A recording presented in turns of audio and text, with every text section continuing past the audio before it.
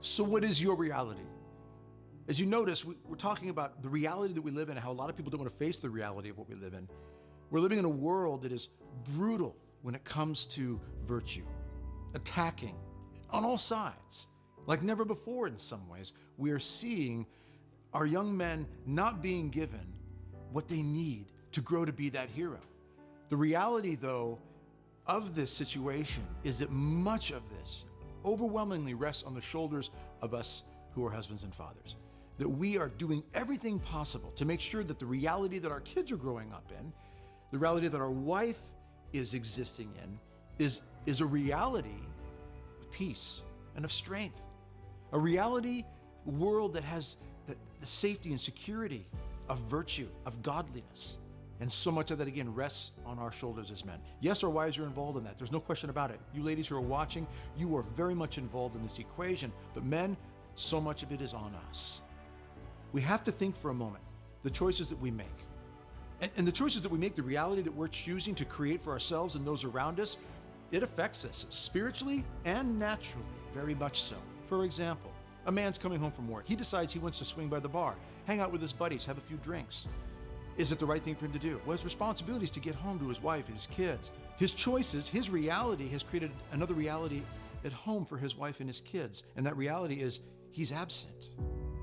Now, that can lead to more problems spiritually, obviously, but on a natural level, this has really complicated and intruded in his duty, his responsibility, especially when it comes to taking care of those that God has entrusted his care, his wife and his children.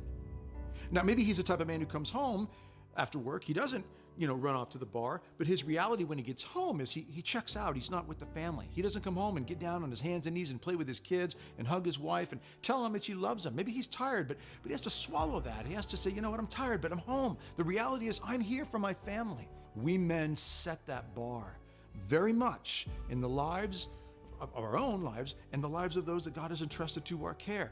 We very much are the ones that create the reality that our families are existing in. What is your reality? And what needs to be done to change it if it's not where it needs to be? Growing up in my house, my dad was not the kind of witness and example of how to be a good father or how to be a good man. And so what I decided to do was just like in David, in 1 Kings chapter 2, David's about to die. He tells his son Solomon how he's supposed to be a man. He just doesn't tell him to be a man. He says you have to follow God's ways and God's commandments and God's ordinances. And if you pass it on to your sons, then they will be successful in all that they do. So what's my job as a father? Get my wife and kids to heaven. That's the goal, to get them to heaven. And so I have to teach my son how to be a man like David taught Solomon how to be a man. So what I do with my son is I model that behavior. How I treat my wife when I'm home. Doug, the greatest gift I can ever give to my children is to love my wife as Christ loved the church. To have my children see me giving my life and dying for their mother and for them every day of my life.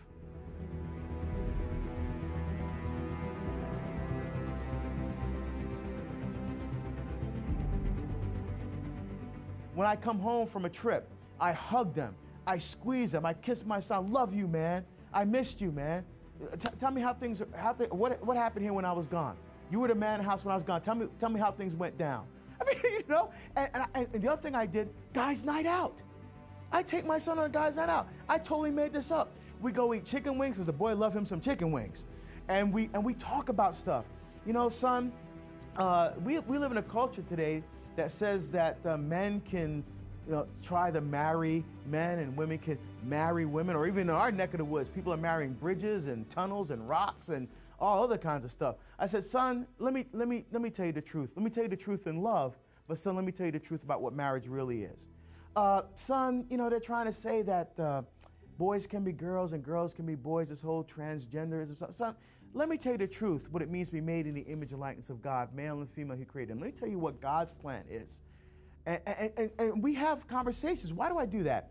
First of all, I want him to know that he can trust me, that he can feel confident talking to his father about really sometimes difficult and important issues, that I will always tell him the truth. If he has questions, if he has concerns, I want him to feel confident coming to me and not being afraid to talk to his old man about things going on in his life.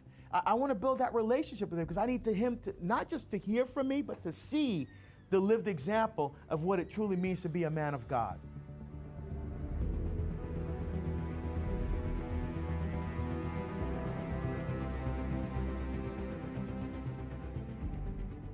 And then after we have our little conversation about once a month, we go and see Thor or the Avengers or something, like we kind of bond as men.